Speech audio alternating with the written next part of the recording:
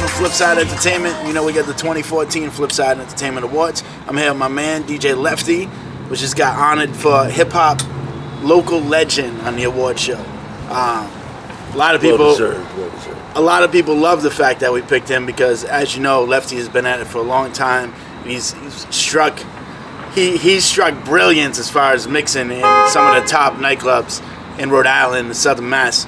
So, Lefty, how you feel about? I mean, I know you was super happy when I came at you and I told you that we were gonna do that.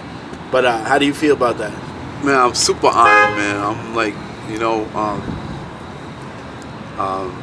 just going recently, I got recently awarded a Grammy in my home country, Cape Verde. Nice. So even just to come and see the accolade of just all the groundwork that I did here in the home front, just to get recognized for that, that's a huge plus, because it's the one thing that I've always taken seriously in my whole DJ career was the fact of precision timing, mixing, right, and just total presentation of how DJs should come and approach parties or just any kind of environment that they walk into. So it's so much than just being a hip hop DJ. It's kind of like me being a hip hop DJ just developed all around professionalism. So now it's like any point, anywhere that someone puts me in, I could pretty much rock the party. That's awesome. So it goes beyond hip hop, but it's nice to know that hip hop was my starting foundation. Rhode Island is where everything took place at, you know what I'm saying? Even for my native Cape Verdean peoples and everything like that too. And how long you been at it? I know you've got some years. I know you got some years in. Man, I can't. I'm gonna. You got age. I might as well just answer the question. But honestly, I've been DJing since I was 13 years old. I remember going into 5th grade and Holy Name. This is back in the 80s. So excuse me, let me do that again. But even back then, just to go back beyond that, just to go back to my whole movement with how I got involved with the DJ. And of course, I was born physically with one hand from birth. A lot of people tend to ask me that question, so there's the answer to that. It's from birth. Since day one, I've been this way. There's been no shark bites, no bombs, no car accidents, no freak acts of nature, nothing like that. This is day one right here. And honestly, if I could just pay credit to that, this dude does more with one hand than half of the DJs and more than half of the DJs in Providence. And that's telling you that some of those DJs that they need to up their game. Because seriously, what I've seen you do on a level of with said disability is beyond ridiculous. It's the way that you cope with it. I don't know how I would ever cope with it. I have no idea how I would ever pull that off. Well, I wouldn't be a DJ today if that was my problem. I don't think I could ever overcome or beat the odds on it. Well, my whole aura comes from me having one hand. When I was young, I was looked at more as like a liability than more or less an asset. I wanted to go play soccer, or I wanted to go do certain, social activities. I was always held back. And I remember one event at Roger Williams where I was in line waiting to go break dance on the cardboard, and the guys was like, nah, you can't do it. I remember myself being in the back of the temple crying, sitting in my daycare lady's arms and stuff like that. Like, like they'll let you do something. And then once I was formally introduced to the art of DJing for myself, I vowed that that would be the thing that would get me seen.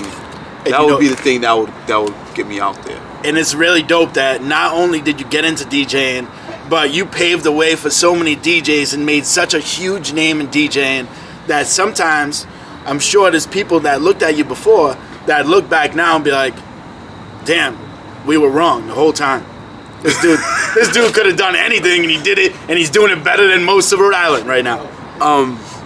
I just, I'm a humble dude. It doesn't make you feel a little bit like, yo, I've always, now you see me? Right? You see me now?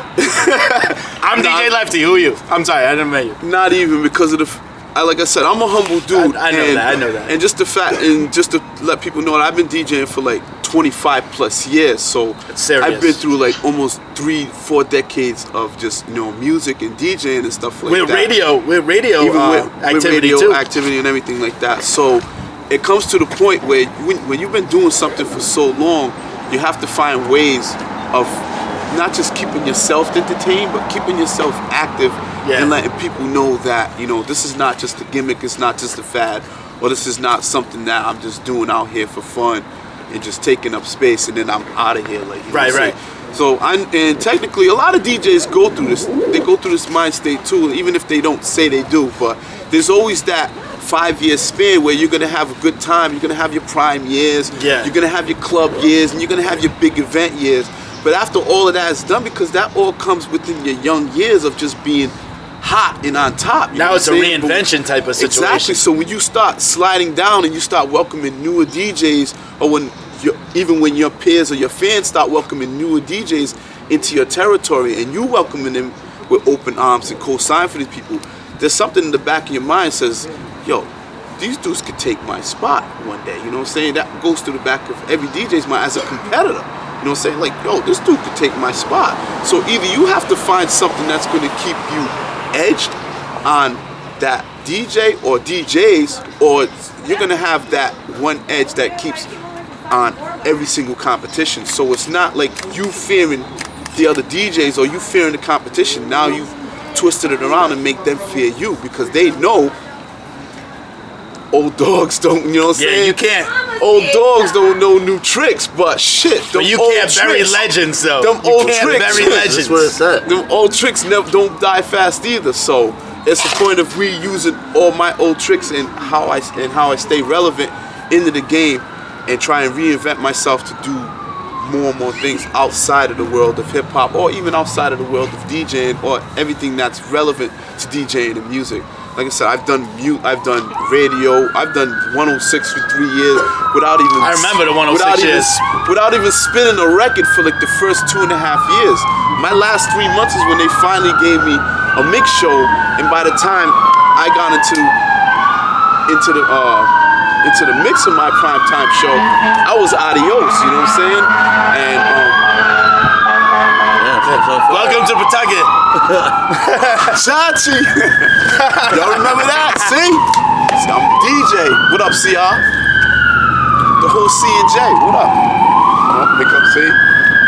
And here comes the future of DJing. DJ Ben 10. What's the matter? There it is. We're gonna close out, but again, thank you for joining us. And we actually are gonna we're gonna be staying around for another interview. Another radio show has popped up, and we are ready to go. So we're gonna close this off. Make sure you check out the 2014 Flipside Entertainment Awards. My man right here, DJ Lefty, hip hop legend, local legend, right here in Rhode Island, Southern Mass, New England, you name it, he's done it. So come check him out as he accepts his award live February 16, 2014. Pre-speech, thanks to Johnny, thanks to the whole Flipside, thanks to the whole Rhode Island. If you was around from 90, let me go back. If you was around from 89 up until now, we're gonna have to turn around again for that. Rocking with me. I appreciate that. That's love. That's love. That's coming from here, not from here. That comes from here. Appreciate that.